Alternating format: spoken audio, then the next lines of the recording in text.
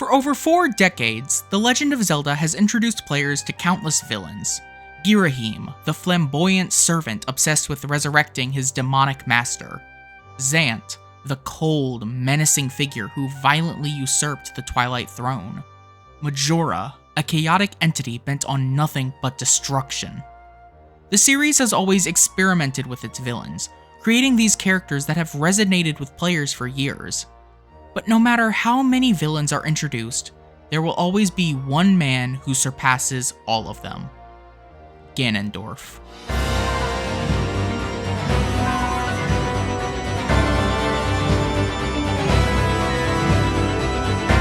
Since his introduction in Ocarina of Time, Ganondorf has been more than just another antagonist. He's been a presence, a king with ambition, patience, and calculated cruelty. In The Wind Waker, he was quieter, reflective, a wistful tyrant who envied the winds that blew over Hyrule. And in Twilight Princess, he was a usurper of fate itself, a man who survived his execution through a divine prank and manipulated another world from the shadows. But then came Tears of the Kingdom, and we got something interesting. For the first time in 17 years, the Demon King had returned as the main villain of a mainline Zelda game. But something felt different. Not worse, but I wouldn't say better either. Just different.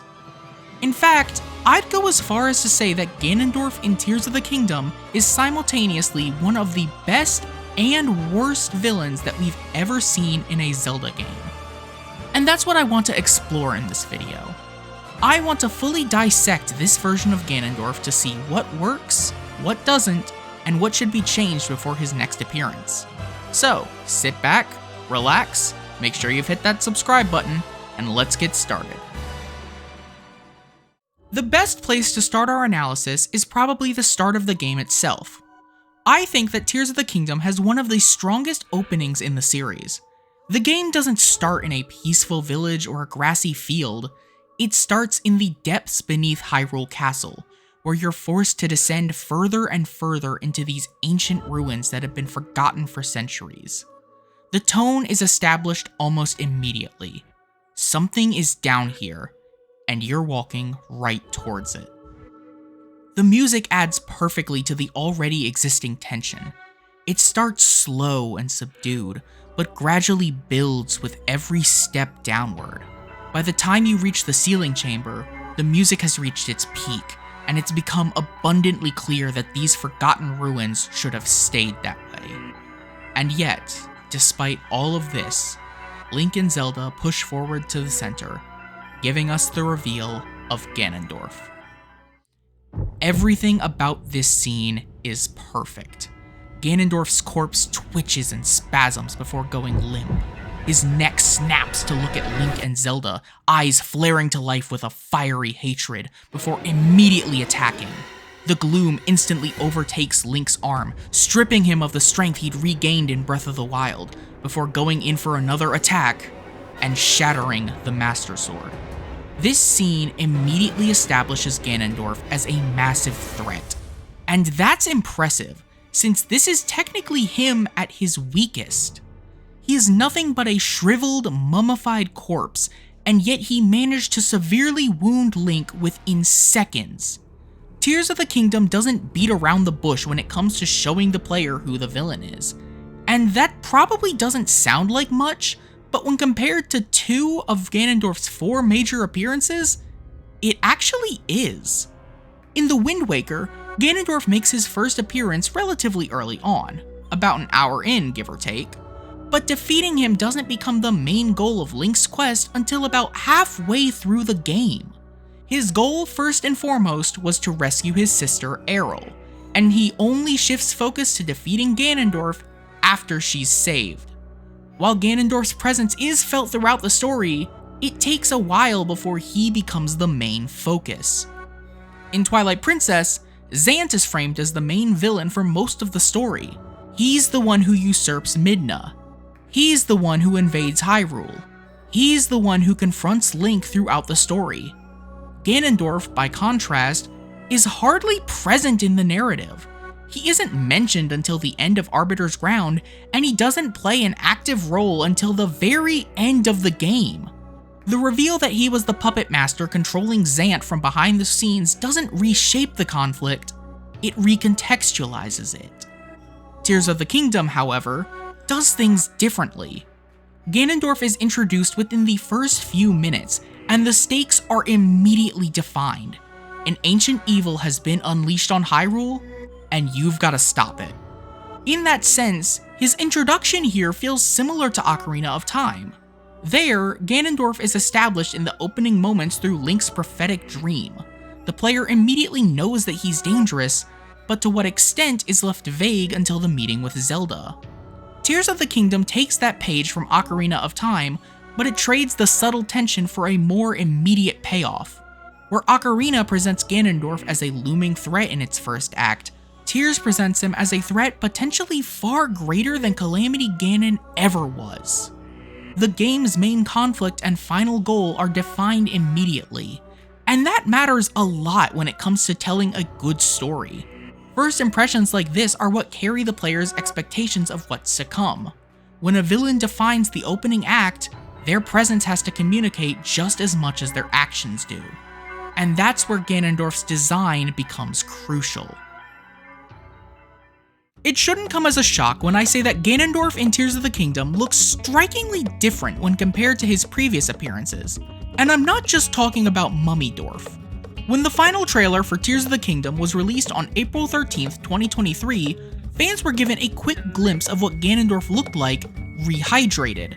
Later that same day, Nintendo revealed the official artwork for Ganondorf on their various social media pages, and there were two key takeaways that everyone had. One, Ganondorf was mid suavemente. Hola. Me has atrapado. En medio, suavemente. And two, Ganondorf was hot. Now, as it turns out, this was actually intentional. The latter point, not the former one, unfortunately. In November 2023, the magazine Nintendo Dream had the chance to interview the game's director, Hidemaru Fujibayashi, and the series producer, Eiji Aonuma, about Ganondorf and his design in Tears of the Kingdom.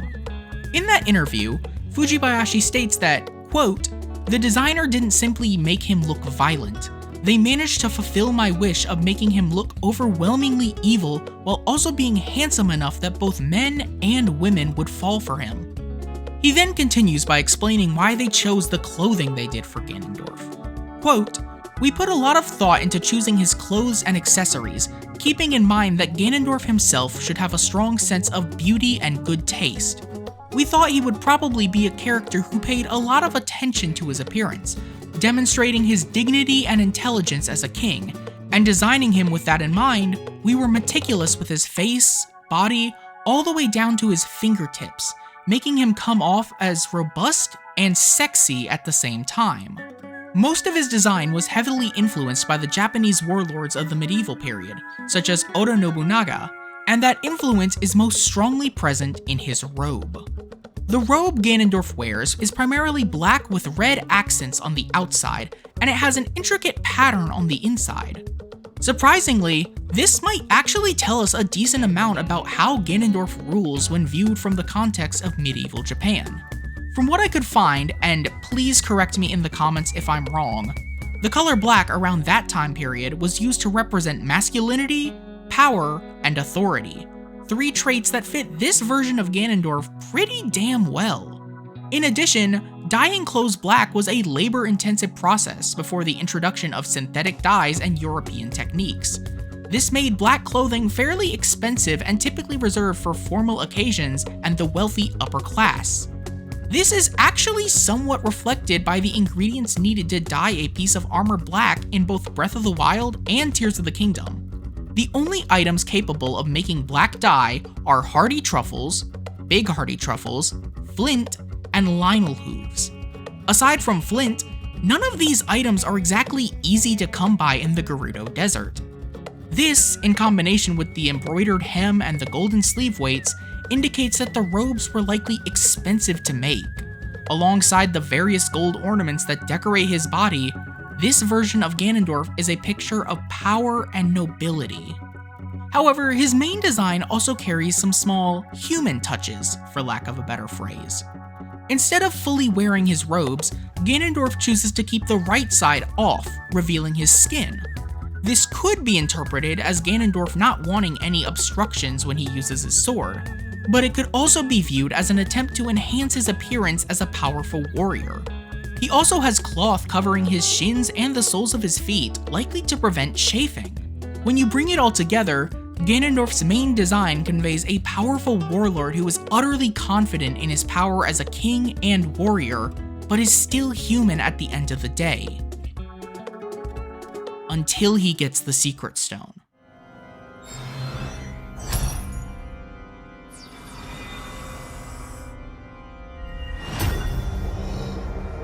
I can feel my strength surging.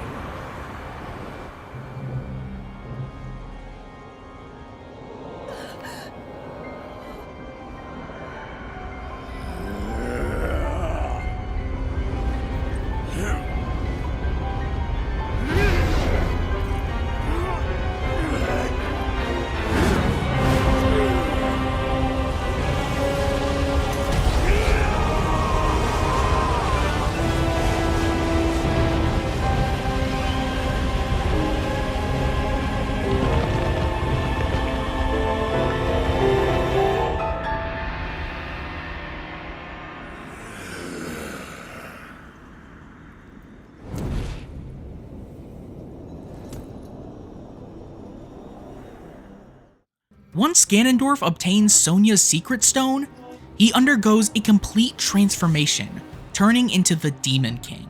If the previous design indicated that he was still human, then his appearance as the Demon King shows that he has rejected his humanity completely. His robes, while retaining the same colors, are now entirely made out of gloom. Multiple parts around his chest look as if the gloom has completely merged with his skin, almost as if they are now fully a part of him. His hair, which had been previously kept up in a neat top-knot bun, now flows wildly behind him, glowing a fiery red. But Ganondorf's transformation into the Demon King also had several physical changes. His teeth have yellowed, his nails have become sharp and pointed, his eyes are black with fiery irises, his skin has shifted to a dark gray, and a pair of horns now sprout from his forehead. He has truly forsaken his humanity for the power of the Secret Stone. However, the most notable feature of Ganondorf's Demon King design is how closely he resembles Demise. The fiery hair, the pointed nails, all of it together had convinced a fair number of people that this actually was Demise in the final trailer. And I think that's such a good detail. This is where Ganondorf truly became the reincarnation of Demise's hatred. But with all of this praise for how well designed and introduced Ganondorf was in Tears of the Kingdom, you're probably wondering why I said at the beginning that I believed he was both the best and worst Zelda villain. That's because, as striking as he is visually, as powerful as his introduction is, a great design can only carry a character so far. And once the story of Tears of the Kingdom actually takes hold, Ganondorf's biggest flaws truly start to show. In the nearly 3 years since Tears of the Kingdom's release, plenty of people have stepped forward to give their opinions on its story, and the consensus has been that it's messy. It has many memorable moments, but there are so many points throughout that just frustrate me. While I've talked about my issues with the narrative in a previous video, I've never fully addressed my biggest problem with it. Because as much as I praised the opening for introducing Ganondorf early and establishing him as this massive threat, that momentum comes to a grinding halt. After causing the upheaval and falling further into the depths to regain his power, Ganondorf essentially vanishes from the present-day story. Instead, his influence is indirectly felt, through Puppet Zelda, through the regional disasters, and through the dungeon bosses that act in his name. His master plan ultimately amounts to sitting back and letting his minions do the work. And that's a problem, because it's a plan that we've seen multiple times before.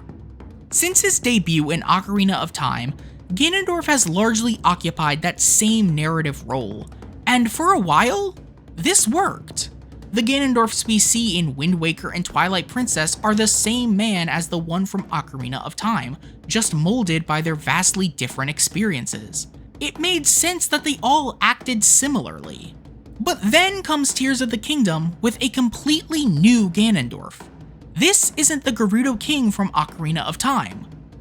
So why does he use the exact same plan to falsely pledge allegiance to Hyrule? The series itself has evolved dramatically since 1998, in structure, tone, and ambition, yet Ganondorf feels as if he's narratively frozen in place. And it's not like Nintendo isn't capable of creating good villains. Remember in the intro when I brought up Girahim, Zant, and Majora as examples of Zelda villains? That wasn't me just picking randomly. All three of those villains are far more interesting than Ganondorf has ever been. Girahim had an incredible personality. He was flamboyant and over the top. He relished in the pain that he caused others. He actively confronted Link multiple times throughout the story, even fighting the hero on 3 separate occasions. And the entire time, he made it abundantly clear that he was doing all of this to resurrect someone far worse. Zant, meanwhile, was eerie, chilling, and most importantly, present in the story. We saw him take over Hyrule Castle. He curses Link to remain a wolf and almost kills Midna.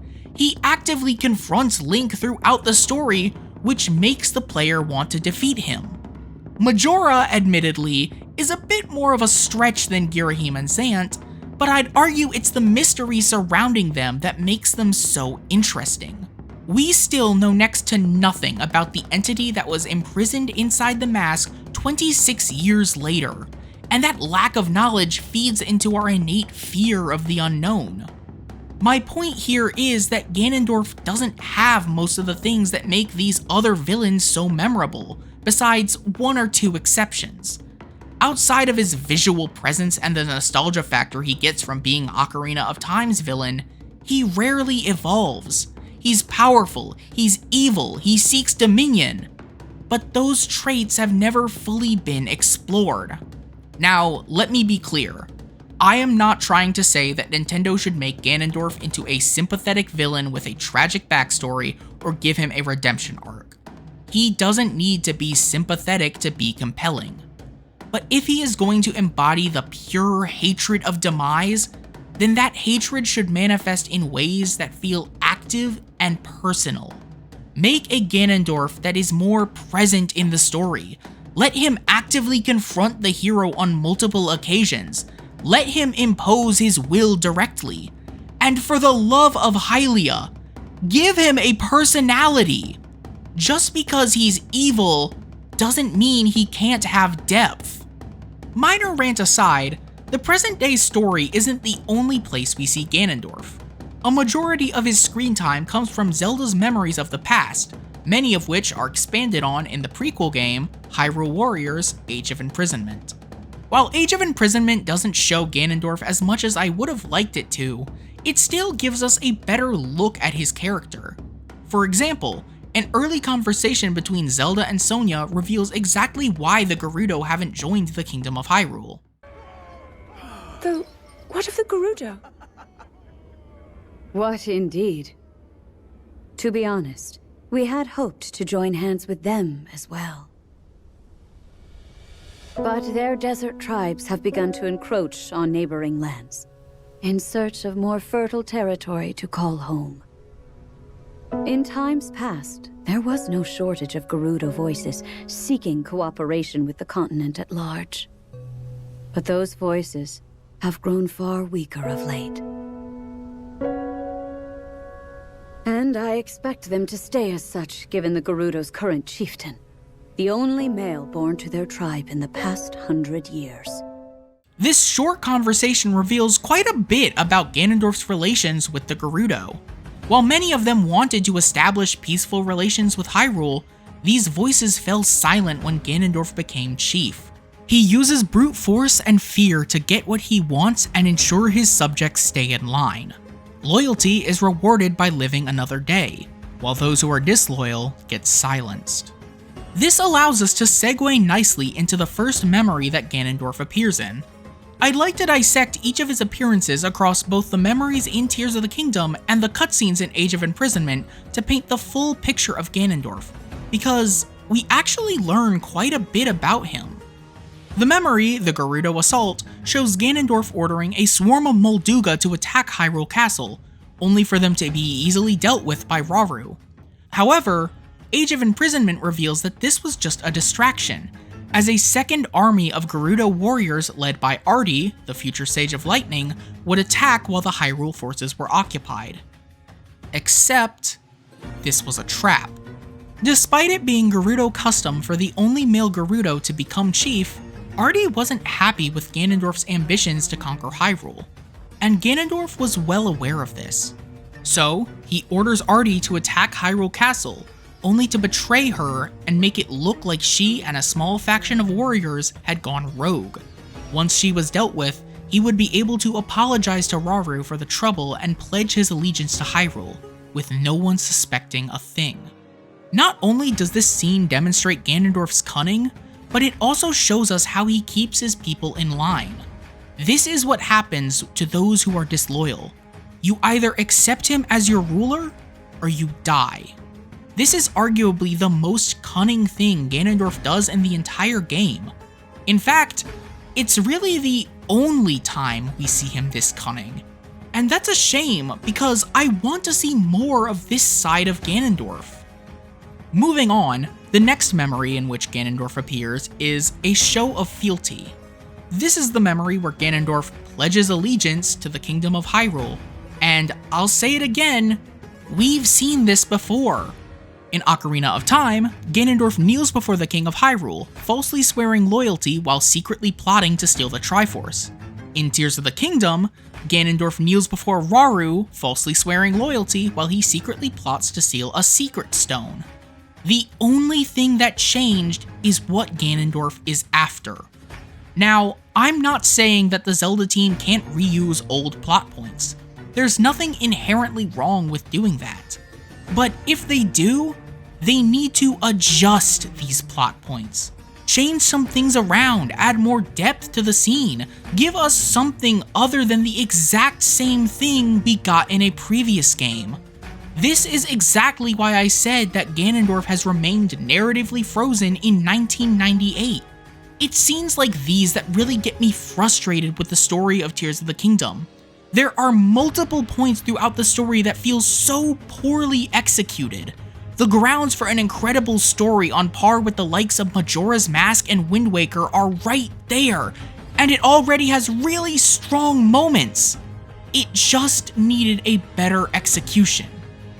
But, with that being said, there is one scene that I think is done really well.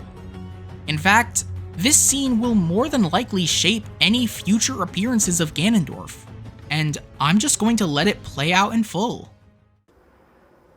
All right, Zelda. We are alone as you requested. What was it you wanted to discuss with me in private? You are far too trusting.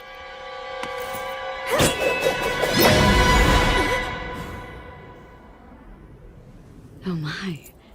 I'm surprised to hear you say such a thing. That is quite out of character for the Zelda I know.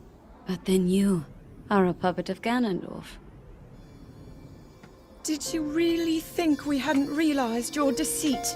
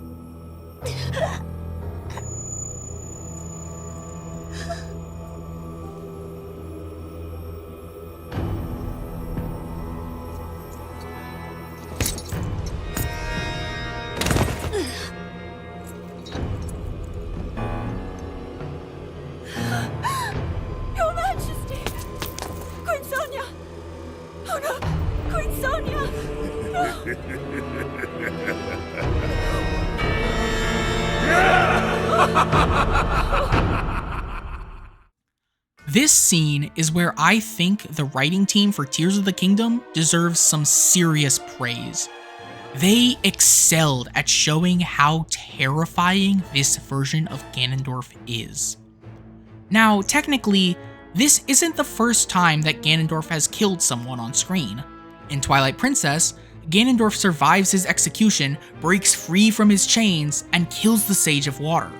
However, this scene is different. When Ganondorf kills Sonia, there is no expression on his face. No anger, no pride, just a blank expression. And then, when Zelda panics, dropping to her knees and desperately trying to wake the queen up, he laughs. I know that we've all memed this scene to hell and back for the face Ganondorf makes, but when you actually take a step back, this scene is disturbing. When doing research for this video, I came to two conclusions about why Ganondorf starts laughing here. The first was that this was just his involuntary reaction. From the way the memories are framed in Tears of the Kingdom, a lot of players probably assumed that this scene was happening shortly after Ganondorf swore fealty to Rauru, with Sonia's assassination happening at most a few days later. That's exactly what I thought for the longest time. But as it turns out, Age of Imprisonment reveals that there was a 6-month gap between these two scenes. Tears of the Kingdom doesn't convey this in the slightest, but we've already gone on that rant. So the moment that Ganondorf finally gets his hands on the Secret Stone, he laughs. He laughs because 6 months of playing nice and biding his time have finally paid off. Finally, near limitless power is in his grasp, and no one can stop him. The second, albeit more disturbing conclusion that I came to was that Ganondorf just found the whole thing amusing. I mentioned a minute ago that he didn't display any emotion when killing Sonia, but the moment he sees Zelda distressed, he laughs. In this moment, Zelda is rightfully afraid of Ganondorf, and that gives him power over her. It feels like borderline psychopathic behavior, and I think that's what the team was going for. Going back to that interview with Nintendo Dream magazine, Aonuma said the following about this scene. Quote, "This is the first time Ganondorf is shown killing on screen, which shocked me. It isn't, as we've established. That being said, enemies shouldn't be evil, otherwise you wouldn't think, ugh, this guy, when you see him. Up until now, Ganondorf has been softly depicted as evil. But for this world, I think he needed to be this much of a villain, or else the story wouldn't work. While I've been depicting Ganondorf for a long time, I think this game really solidified his character." It's that last sentence that has me both excited and concerned. On the one hand, it seems like this is the new direction that Aonuma specifically wants to take Ganondorf. I personally think that this is a good thing, since it implies that future depictions of Ganondorf have the opportunity to be their own unique takes. The possibility for Ganondorf to evolve into a slightly more nuanced character is there, and that excites me. I want to see new, fresh takes on Ganondorf that keep the core ideas of his already existing character. Hell, we've kind of already seen this in some non-canon material, like the Twilight Princess manga, which, if you haven't read, you really should. In fact, there's a great video by SuperZeldaGirl about why this version of Ganondorf is so good. It's linked in the description, and you guys should absolutely give it a watch. You know, after this video. But on the other hand, the thing about Aonuma's statement that concerns me is the fact that this could just be how Ganondorf is from now on. I don't want the next few appearances of Ganondorf to just be his Tears of the Kingdom version all over again. Moving on from Sonia's assassination, the next scene shows Ganondorf's transformation into the Demon King. I wanted to come back to this scene to give more praise for the writers for making this version of Ganondorf so terrifying. Everything about this scene is just so peak. The thick gloom swirls around Ganondorf as the sky turns a deep crimson red. The camera shows small glimpses of his transformation as the massive blood moon rises behind him, until finally, the gloom dissipates and the Demon King is revealed in full. Again, the writing team knows how to make Ganondorf look and feel threatening. I just wish that he was utilized more in the story so we could have more scenes like this. But I'll spare you guys from that rant again. This scene also has a really interesting line. When Rauru finally gets to Zelda and Sonia, Ganondorf sort of taunts him and says this. You took for granted the godlike power you had in your hands. Do you now see the potential you squandered? Now, believe it or not, this is Ganondorf stating his motive. In all of his past appearances, Ganondorf has only ever been after one thing: power. He is someone who will go to any lengths he deems necessary in order to obtain a source of near infinite power. In previous games, this was the Triforce, but here, it's the Secret Stones. When he tells Rauru that he took for granted the godlike power he had in his hands, he's referring to the Secret Stones. These items amplify the wielder's inherent abilities, but Ganondorf seems to imply that Rauru has been holding back. Instead of using his godlike power to rule with an iron fist, Rauru used his power sparingly, responsibly, and that made Ganondorf livid. He is a man who values power and strength above all else. Only the strong are worthy to survive, and the weak, they don't even deserve to exist in the first place. And it's this twisted ideology that shapes his interactions with one character in particular, Link. In order to fully appreciate the dynamic between Link and Ganondorf, we first need to look at the scene where he's sealed away. Here that is now. Our fight appeared all but lost. And then, Rauru.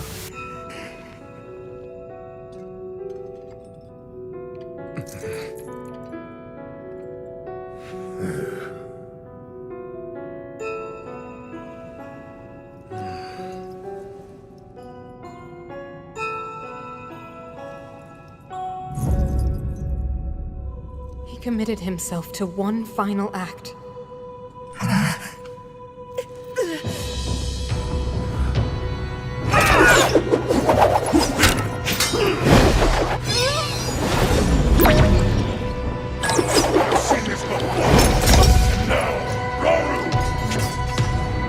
That pride will be your downfall, Ganondorf!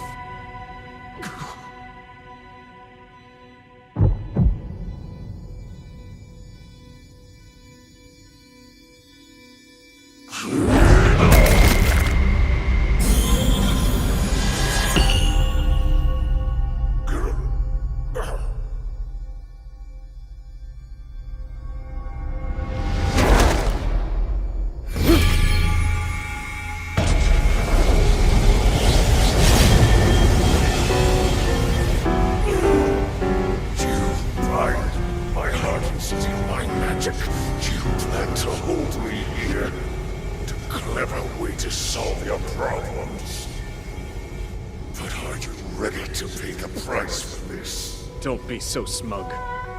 I know exactly what it will cost me.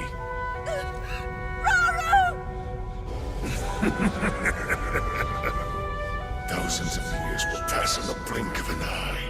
You only delay the inevitable. You're wrong. Years from now, someone will appear with the sword that seals the darkness. A swordsman with the power to defeat you, Link. Remember this name. Link. Interesting. I look forward to meeting you.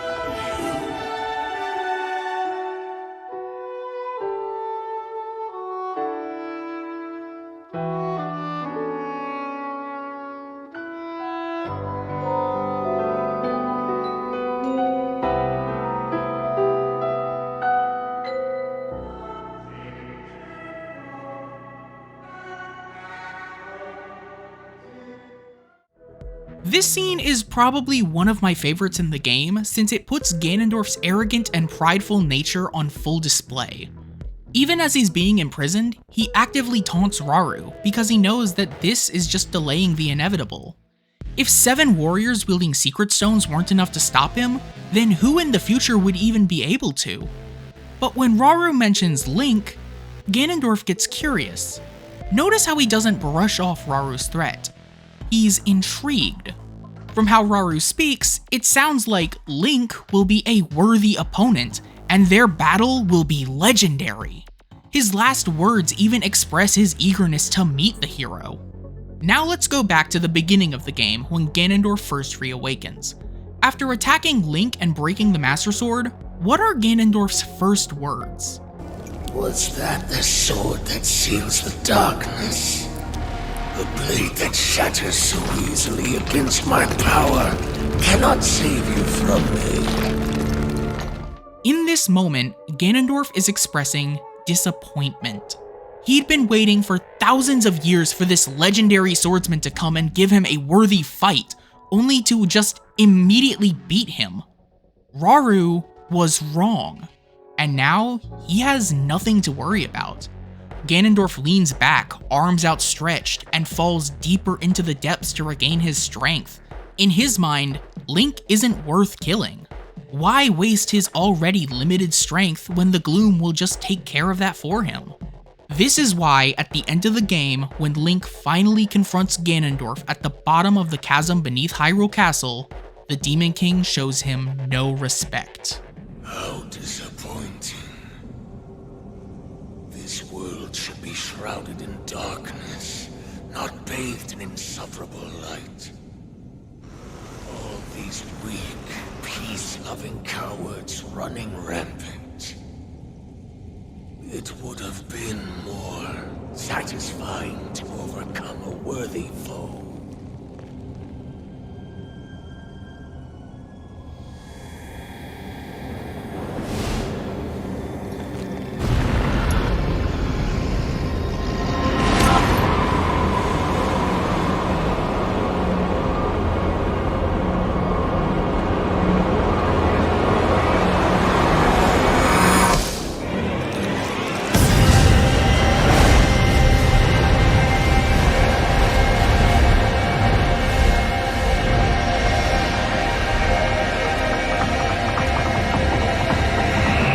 Ganondorf is, finally about to conquer Hyrule after waiting for thousands of years, and the only thing standing in his way is the stupid rock-eating twink that he easily beat earlier.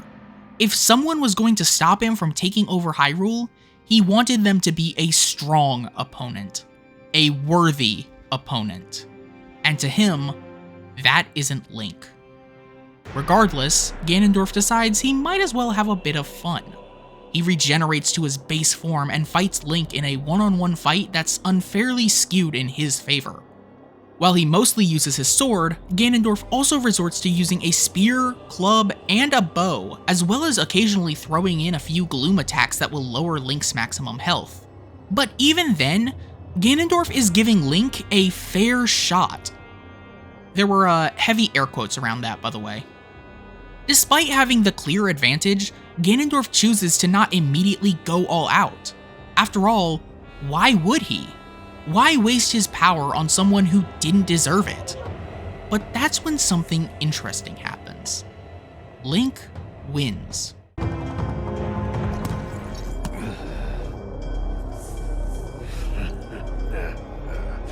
What a feeling. I'd almost forgotten the thrill of battle. That feeling as blood surges in my veins. And I am not even nearing the limits of my power.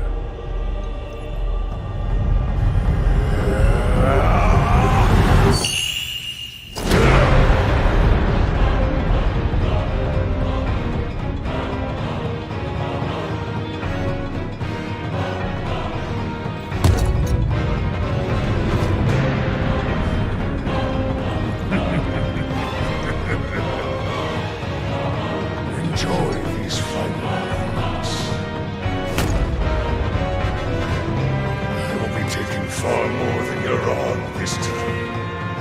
Ganondorf has realized that Link has grown stronger since their first encounter, and he no longer needs to hold back. He unleashes the full might of the Secret Stone, transforming into the Demon King and putting his overwhelming power on full display for both Link, and more specifically, you, the player, to see.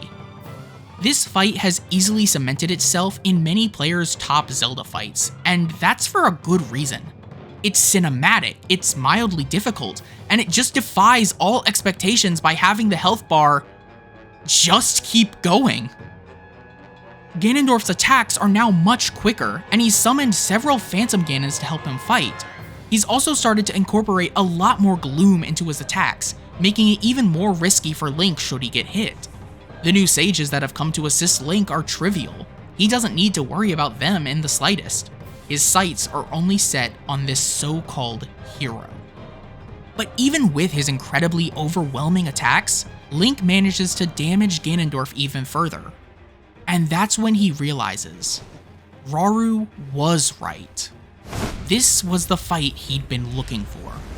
So, he banishes the Phantom Ganons and pushes the sages away. This fight is now a true one-on-one, and Ganondorf intends to win. And just when you think it can't get any better, when the fight resumes, this happens.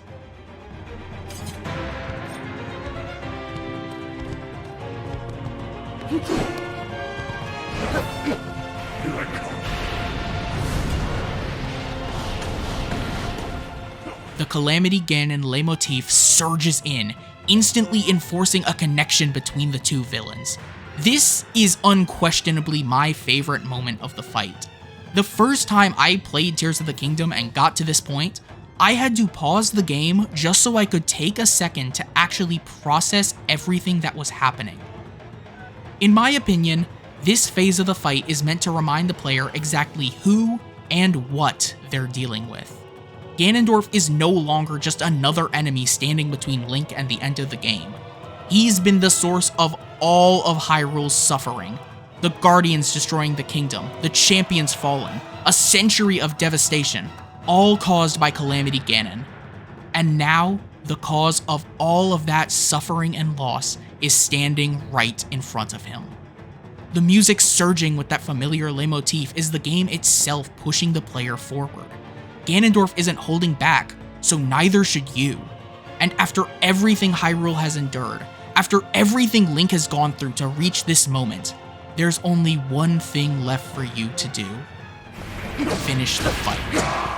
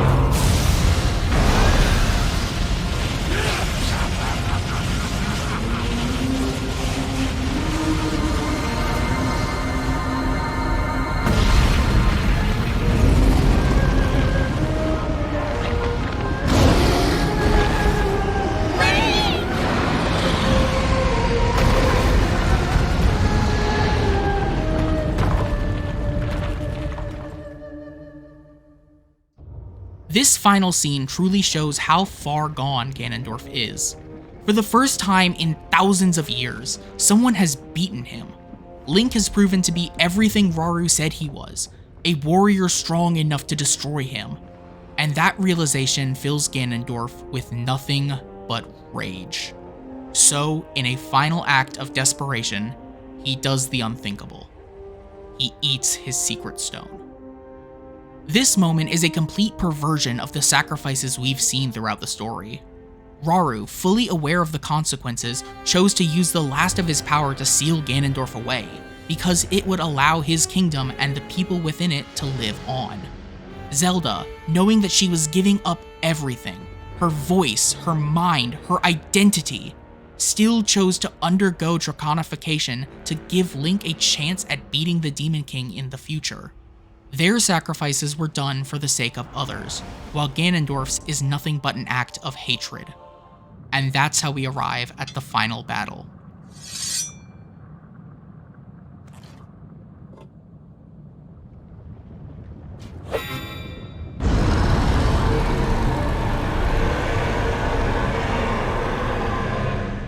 Compared to the previous fight against the Demon King, this fight is simple and almost trivial.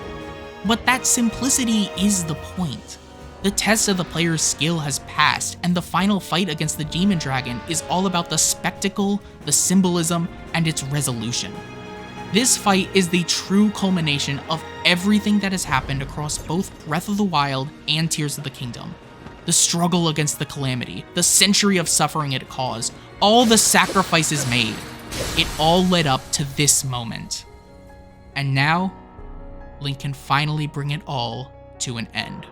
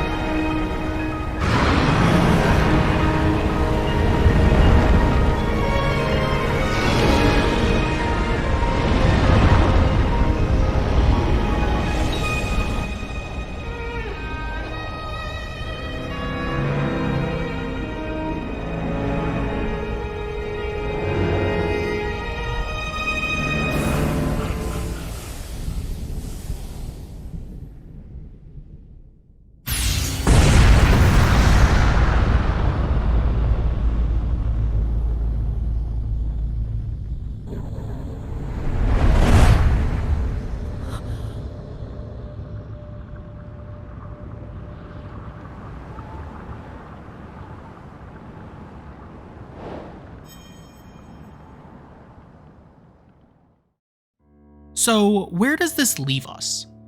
On the one hand, everything about Ganondorf's presence is done phenomenally.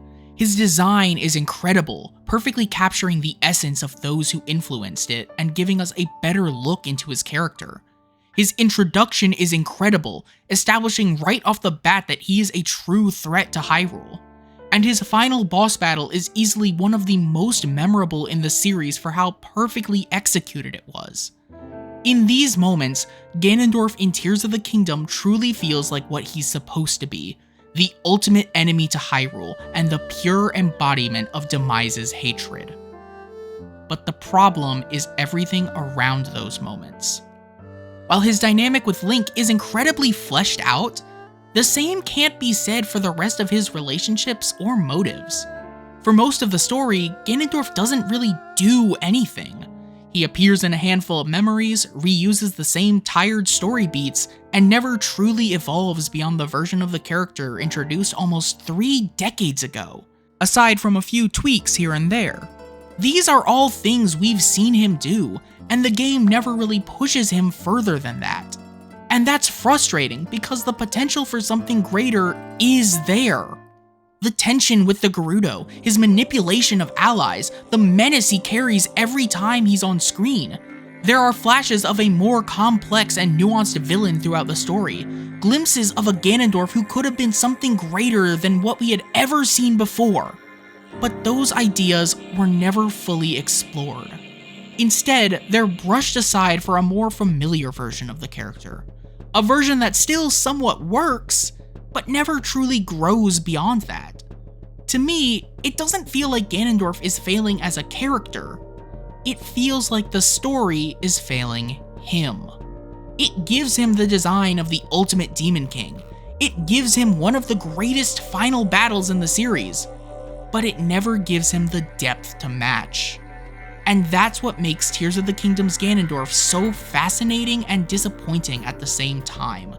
He's a great villain who's trapped in a story that never fully lives up to him. Ganondorf didn't fail Tears of the Kingdom. Tears of the Kingdom failed Ganondorf.